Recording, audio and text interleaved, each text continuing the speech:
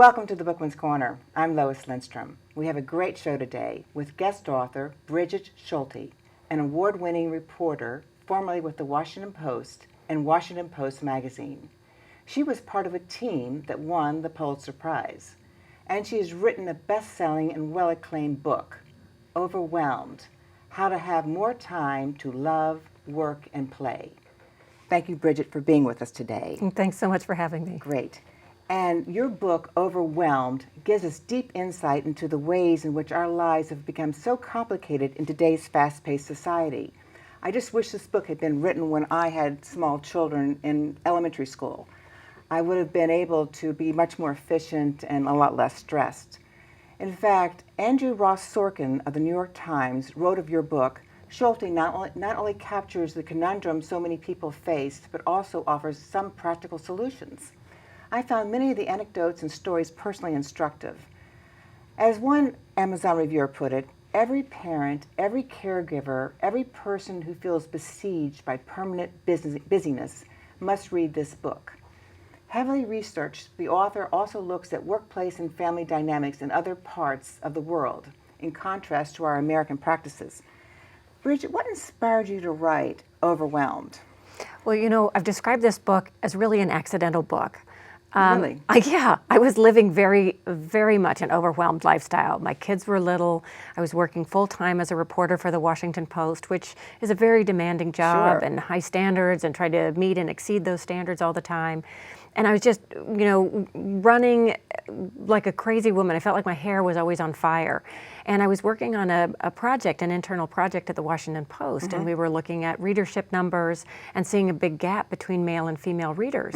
And wanting to understand that more, we wanted to look into, time and how do people use their time, and why were women not reading the newspaper as much. Right. And so I contacted someone who studies time. I didn't even know such a field existed. There's actually a whole area of study on time use, which is fascinating. And so I called up a time use researcher and I said, we're looking at why women aren't reading the newspaper. We figure they're too busy. And he said, wrong. Women aren't busy. Women have 30 hours of leisure a week. It was one of those moments I had the phone. I think I dropped the phone and my mouth dropped over. It's like, well, I don't know what you're talking about. I don't have it. Yeah, if I finally picked the phone back up, I was like, I don't know what you're talking about. I don't have 30 hours of leisure. Right. And he said, yes, you do. Come and do a time study with me and I will show you where your leisure is. And honestly, that's how this whole journey started. Well, I just love the first line in your book. I can guess what you're thinking, you wrote. You just don't have time to read this book. Right. That's kind of how I felt. Well, it takes time. How many times do people recommend particular books and you think to yourself, I really don't have the time to read a book? How many books do you read a month right now? Oh boy, it really varies. And you should see my bedside table is sort of this like leaning tower of Pisa of books. Some that I've read, some that I've started, some that I feel like I should read, but I don't really have haven't really brought myself to do it.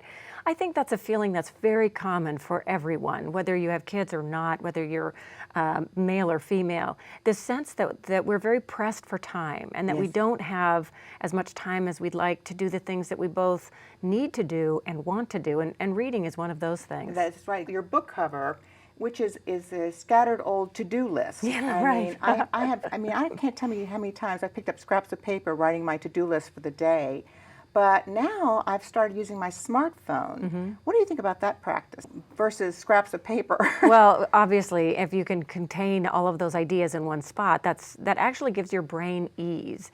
And I think the most important thing, in terms of practical stuff that people can do, is really look at your to-do list. Oftentimes, our to-do lists are completely unrealistic. That was what mine was. So was it too long or too complicated? It was both of those things. It was everything. I worked with a time management coach. There's one chapter in there called Finding Time. Yes. Because really the book is about all of the kind of the larger societal questions that need to be addressed. Yes. But also, okay, what do I do right here, right now to have time and to have a better life while I wait for these changes that may take a generation or two? Yes. For work cultures to change, for policies to kind of catch up to where we are, for attitudes to change. That might take a while. So what can I do right here and right now? And I worked with a time management, a productivity expert, and it's all in chapter chapter 14, Finding Time. That's the personal mastery chapter. So if all you want is just read that chapter. That's right. That's right. And I tell people, it's like, I don't have time to read your book. It's like, okay, what do you most need? Read that chapter. That's you know, right. And then there's an appendix at the end with all the great research that I found. But it was interesting. She asked me, okay, you have 1 week. What are you going to do this week? Sort of, what's your to-do list? And honestly, I listed everything from here to eternity that I needed to do. Yes. And then a week later, we got together for our meeting. And the first thing she said is like, well, how long did it take for you to figure out that you couldn't do all the things on your list? How long did it take you? Well, I think I knew from the start, honestly. But I think that exercise was so important because a lot of times where that feeling of time pressure comes from is our expectations are here, and what we can really do is here. And that, so we can only accomplish so much in a day, right, or a week. So, right. But we're very ambitious. We think we can do a lot more than we can, right? Or we think we should, and I think that's the important thing to get at. Okay. You know, that we really value busyness, we value productivity. Oh, yes. You know, time off is seen as sort of you're lazy, you're a slacker. Yes. Without really understanding that neuroscience is showing how critical that time is, that kind of daydreaming time, that do-nothing time. Your brain needs it if you actually want to have an insight or creativity or innovation. Well, that's what the report came out about, the fact that our brains are aging much faster, right? Because we're so overworked and overstressed. Our brains are getting older quicker. Well, and I spent some time at the Yale Stress Center because I wanted to understand what did this feeling of being stressed out and overwhelmed, what was that doing to us? There's lots of really great research over the past couple decades about what stress does to the body. Yes. And we know that, you know. And of course, that's why the disease is rising, right? I mean, autoimmune disorders and people getting sick with cancer, and it's because the immune system is weakened by stress, right? Well, I think there's a lot of things that are associated with it. It's hard to point to one conclusion. Okay. But I think that it's really clear that stress has been related to cardiovascular disease, diabetes, inflammation, Yes. cancer, Right. all of those things. Yes. That it makes it does really stress and tax your immune system, and it does sort of lay the groundwork for more disease. But I think so what I wanted to understand is like, what's it doing to our brains? And at the Yale Stress Center, they're doing some really interesting brain scans, and they're looking, and they're finding that if you feel very stressed out and you've been through stressful events, the brains of people in that condition were fully 20% smaller in volume than people who did not feel as stressed out. And that's in the prefrontal cortex. That's the most recently evolved portion of our brains. And that's where you think and learn and remember and make decisions, sort of what makes you you. Yes. And so, you know, it also controls the amygdala, which is really the seat of negative emotions and fear and anxiety, panic, you know, all of those things that we feel when we're stressed out. So that very part of our brain that we need when we're most stressed out It's shrinking. or is smaller. And it's hard to know which came first, chicken or an egg. That's not what the study was.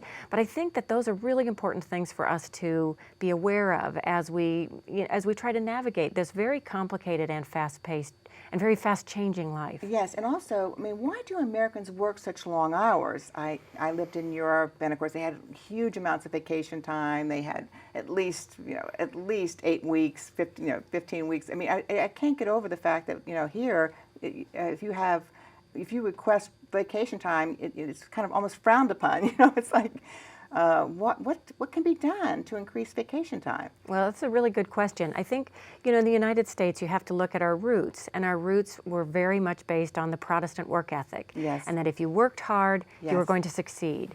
And, you know, and that has really permeated throughout so much of our culture. Yes. And the immigrant culture, if you work hard, then you're going to make it, the rags to riches story. Right. So hard work has always been a real part of the American culture, American character. But what's really happened, if you look starting in about the 1980s, it's a fairly recent phenomenon. You know, back in the 70s, if you worked long hours, it was sort of on you. You didn't get any extra pay. You basically lost your time. Yes. You donated your time to your company and Yes. you didn't get anything for it. But economists started looking, and things started to change in the 1980s, that if you started working longer hours, then you started getting rewarded financially, which then sort of led to this whole idea that, oh, if you work longer hours, then you're a better worker, you're more committed. You know, you talk to people who have had very high power careers, CEOs or engineers or doctors, and many will say, or their parents had these high power careers, and they'll say, well, you know, Dad was always home at dinner at 5. You know, why can't an engineer be home for dinner at 5 or 6 or 7 or 8 today? And a lot of that for white collar workers started to change in the 1980s. And work hours, if you look, work hours have really been on the rise, sort of a steady, constant rise since the 1980s. And that was in your book. I found that fascinating that was when it started. And your book has basically changed lives because so many people don't realize, you know, the fact that their health is deteriorating because of all the long hours. I mean, you wrote about this man in your preface who he heard about the importance of leisure in your book. And then he changed his job because so many people have these demanding jobs, and it's literally killing them. Well, it is. You know, in Japan, they actually have a word. The only 2 countries that work longer hours than the United States are Japan and South Korea. Okay. And Japan actually has a word for death from overwork called karoshi, where you die at your desk. They also have this other wonderful word that I think we need to adopt because I do think it's happening here. It's called furoshiki. It's called cloaked overtime. And what that means is you don't have the hours on your time card, but you better not leave the office until the boss does. Oh, I see. It's cloaked overtime. You don't get rewarded for it, but if you leave before the boss, then you're sort of punished. You're seen as somehow less committed. Yes. And so you've got all sorts of office workers staying there till, 8, 9, 10, 11 o'clock at night. However long it takes to make sure the boss is happy, right? And I think that happens here as well. Yes, it does. And then you wrote about your cat, Max. I thought it was kind of funny. He was scratching the carpets in your house, and what was the advice of the lady at the pet store for this problem? Oh, at the time, this was all in chapter 1. I sort of felt like my life was like my hair was on fire. I was coming apart at the wheels, coming apart at the seams all the time. I said I felt like I was burning my candle at both ends and out the middle. And so I'm trying. You had 2 small children. I had 2 small kids, and I was trying to figure. And the laundry never got folded. Some appliance was already was always broken. Right. In fact, it still is. My refrigerator's broken right now. But and it's not been cleaned. Mine hasn't been cleaned in God knows how long. The difference is, it's like then I worried about it. Now I'm like, so let's just eat what's in the fridge. Let's hope there's food in there. That's right. But so our cat, this crazy, crazy gray Maine Coon cat, was scratching everywhere and going to the bathroom in places he shouldn't have. And so I was trying to figure out why. And I went to the pet store, and the lady's like, oh, he thinks you're his mother. Can you spend more time with him? And I just was like, really? More time with my cat? It's like, I don't have time to spend with myself. I mean, at this time, my kids would sort of make fun of me. Just like, Mom, you look like the Kraken, because my hair was going every which way. And, I was lucky if I shaved my legs, it was crazy. And so were you asking your kids to pay more attention to Mac, the cat? What did you just say? Or did you get rid of the cat? What did you do? No, I actually said to the lady, it's like, oh, can't I just squirt water at him or some, some horrible, really mean kind of things. I was, stop doing that. So no, actually, we all kind of tried to give Max the love and attention he needed, and he's actually, I fed him this morning. He's still with you. He's still with us. He's very, imperious and cranky, and he allows us to feed him. And, but no, he's still very much a part of our lives. Good. Now, who is this guy, John Robinson, at the University of Maryland, who told you that you had 30 hours of leisure time every week? Yeah.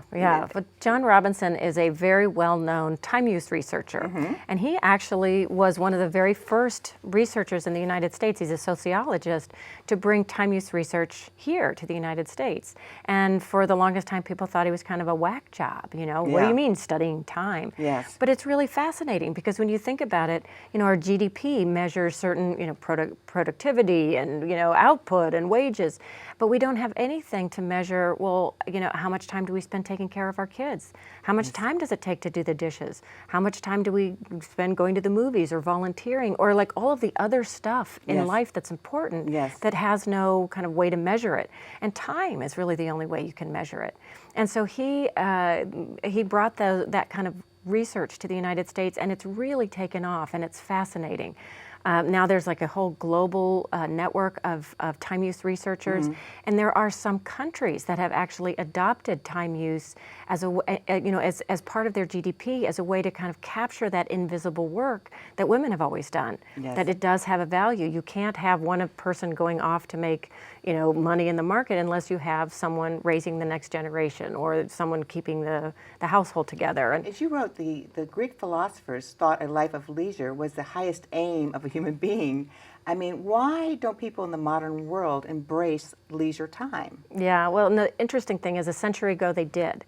And leisure was really the way you showed your status. Yes. You think about the idle rich, the Yes. ladies who lunched, Yes. if you had, Yes. and that was sort of what you aspired to. That's right. The wealthy and the middle and upper middle class, they always set the culture. And so all the way down, you even had people down the socioeconomic ladder aspiring to that. Sure. I want this life of leisure. Yeah. I think the 1980s, when we look back in history, it's going to be a very pivotal time. I think that there were some changes economically in some of our regulatory systems and the legal system that started to shift things.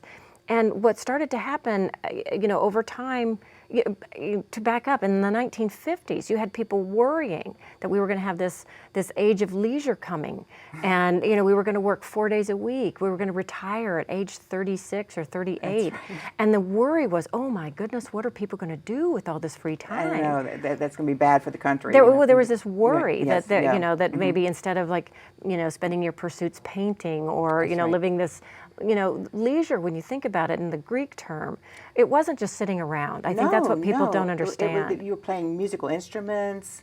You were playing with sports. You're taking hikes. You were communing with nature. I mean, it was not so bad, really. Well, the idea was it was the place to refresh your soul. Yes. So that whatever nurtured your soul, whether it was painting or hiking, or music, or sharing a moment with a friend or family, that was true leisure. It wasn't like sitting around slouched on the couch, eating potato chips and Watching television. binge watching Netflix for hours and hours. Right. Maybe a little bit of that, but that was not sort of the aim of life. It was really to get at the truest part of yourself and give that refreshment or nurturing. Yes. So we've sort of lost that view. Leisure Yes. became sort of seen as this kind of idle, thing to do, just fill time. And over time, what really changed as the economy started changing, again, we started having all these different, economic changes. Busyness then sort of started to take the place of leisure in terms of what we value. Yes. And where we show our status. And now you look and, you've got millionaires, billionaires, they're jetting around the world and they're trying to, Save the world. Save the world. That's and right. malaria, you got That's Bill right. Gates trying to save and malaria. Hollywood stars are doing the same thing. Yes. And so, those are great things. You don't want to Yes. say don't do that. But at the same time, it set this precedent that always working, always being busy, never being idle, sort of taking that, again, Protestant work ethic where idle hands are the devil's workshop, Yes. and really spinning it out of control. And that's really where we are. That's a great way to phrase it, actually. That's a great way. Yeah, I think in the book I call it the Protestant work ethic on overdrive. That's right, you where do. we, hard work is valuable. Overwork really, it isn't, and it's not sustainable. Busyness is also, it's not sustainable. And a lot of times we get busy to kind of avoid thinking about those bigger questions. Yes, which right, is, what am I doing? And there's a lack of awareness, isn't there? I mean, of who are you and where are you going and what are you doing? It's right. It's almost like you're too busy to even think about it. You are, and I certainly have felt that. I think that that's a pretty common feeling. And then when we keep reinforcing it, that that's a good thing, then we just keep doing it more and more. We just drive faster. That's right. Well, you tell us about going to Paris to attend the International Association for Time Use Research. I mean, what did you learn about the women in Australia and Denmark? Well, that's fun. Yeah, I almost didn't go to that conference. It was I was thinking about writing this book, but I wasn't sure if I was going to. The credit cards were maxed out. My husband was overseas. My mom was there with my kids, and I was like, I don't have any time off. I don't have any money. I don't know if I'm going to do this book or not. Should I go? I don't know. So I actually decided not to go, and then it felt so horrible that I thought, I really do. Okay, I have to go. So I bought like a crazy expensive last minute ticket. I maxed out even more our credit cards and I went to Paris. But it was fascinating. It was completely eye-opening because when I first wrote the magazine piece for the Washington Post magazine, looking for this 30 hours of leisure, I felt alone. I felt crazy. Like I was like this crazy, neurotic, disorganized person. Everybody else had this work-life thing, worked out, and I was just a nut. Yes. And honestly, what made me decide to really pursue this as a book is I started getting emails from people. So many emails. I printed them out. They were stacked this high. Ooh. And they were men and women and people who had kids, people who didn't have kids. They were young people who wanted to have kids but were freaked out. They were older people who'd either, made this decision not to and given everything to their career, and they're like, and now what do I do? And now who am I? Yes. And they were all sort of saying the same thing. I feel like my life is passing before my very eyes, and I don't understand why. Yes. What should I be doing? Right, and they were like, you climbed into my head and you wrote about my life. And that's what made me feel like, all right, I'm not alone. And so going to this conference in Paris was such an important event sort of for me in this journey, because I realized in learning about research all around the world, it's like, oh my goodness, it's not just me and it's not just the United States, although we're sort of like the poster children for craziness. Right. But it is everywhere. People are struggling with how do you find time for meaningful work and time For your family. for your family, for Yes. connection with other people in your community. And how do you find this special elusive time to refresh your soul? Yes. It was something everyone was struggling with, which are really the questions of the good life. How do you live a good life when you've got pressures to overwork, when you've got pressures, particularly in the United States, to be kind of a crazy helicopter parent? You have to do everything for your kids, and Yes. it's never enough. And That's right. And how can you find time for the good life when what you're valued for is like, flying around and cramming more stuff into your That's right. calendar all the time? Getting more done for your boss. That's right. Well, what did you learn about women in Australia and Denmark? Did you think they had more time to be with their families, or were they? Or they had better child care, right?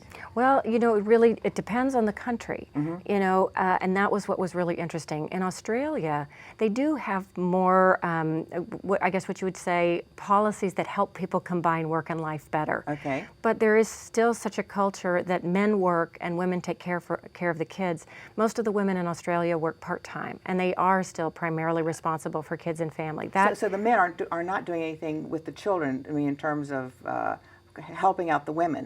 The Australian men are not helping as much as... Well, they do. I don't want to say they don't, because I think one of the most interesting things around the globe that's happened in recent decades is the changing role of men. Okay. And you really see that with younger generations of men. Okay. A complete shift in their role from, they say, I don't want to be the distant breadwinner anymore. I don't want to be what my father or grandfather felt they had to be. Okay.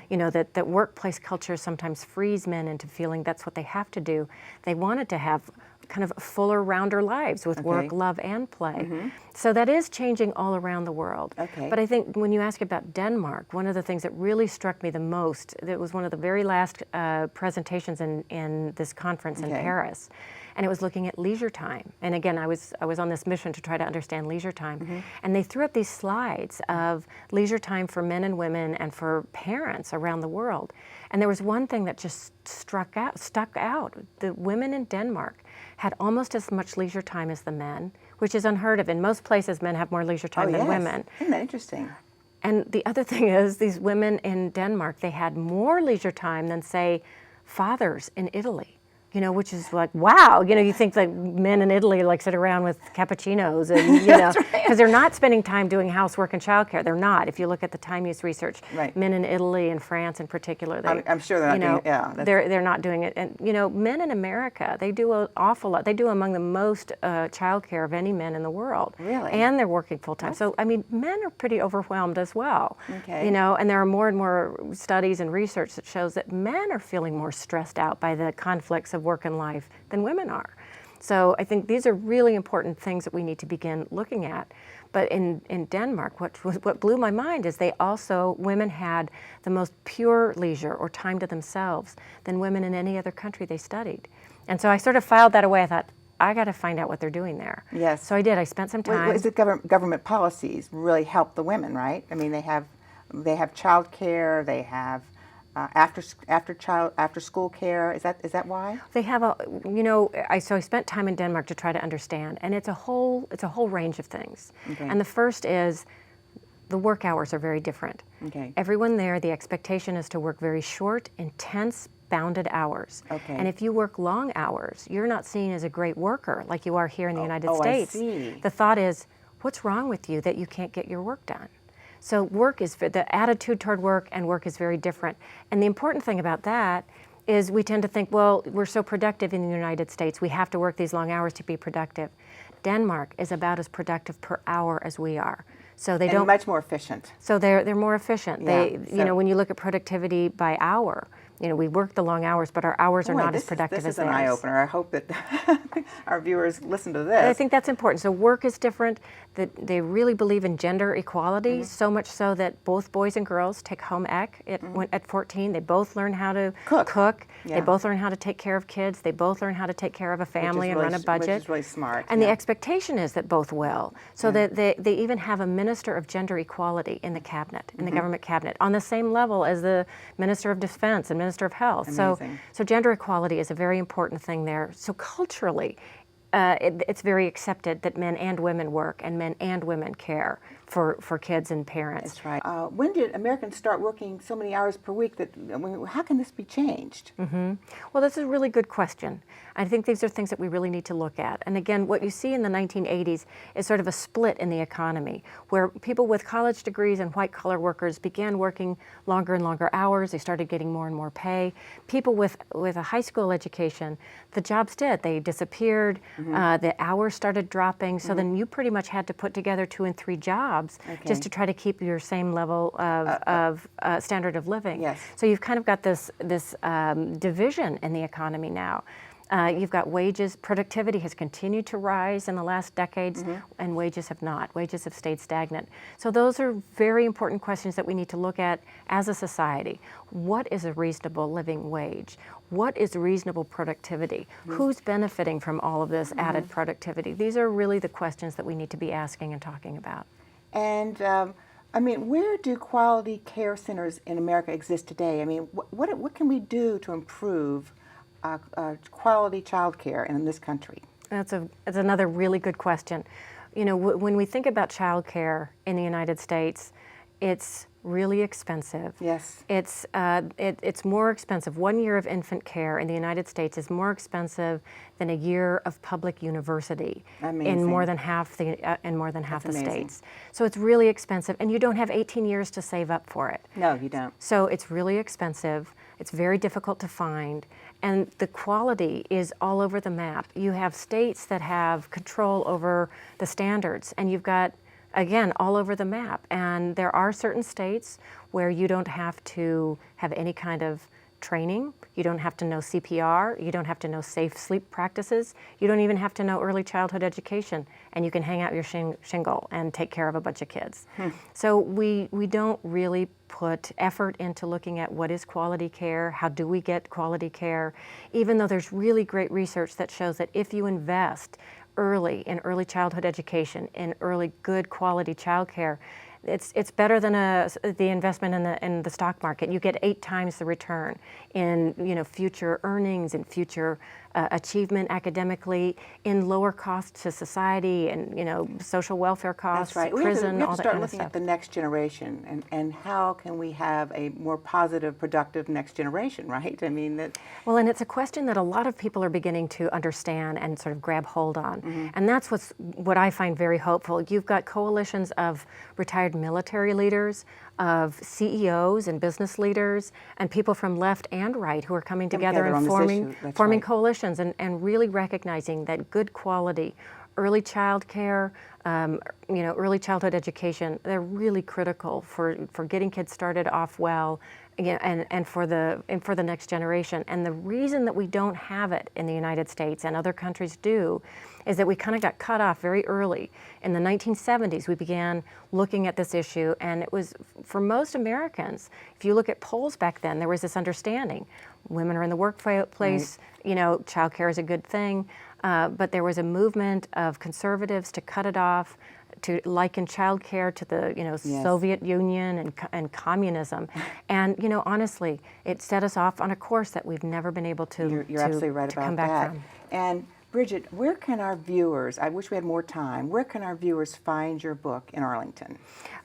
It's in local bookstores, and I love local bookstores, so please do, Yes. And it's also on the web. It's also on the web, Amazon, Amazon. Indie Books, Barnes & Noble, Powell's, which I'm from Portland, Oregon, so I love Powell's.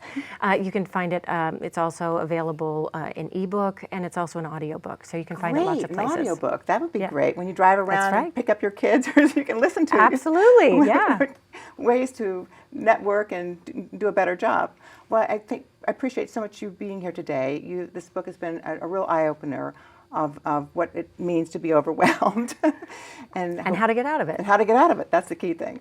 Thank you. Thanks so much. And please join us again next month for a new edition of the Bookman's Corner. I'm Lois Lindstrom. Thanks for watching.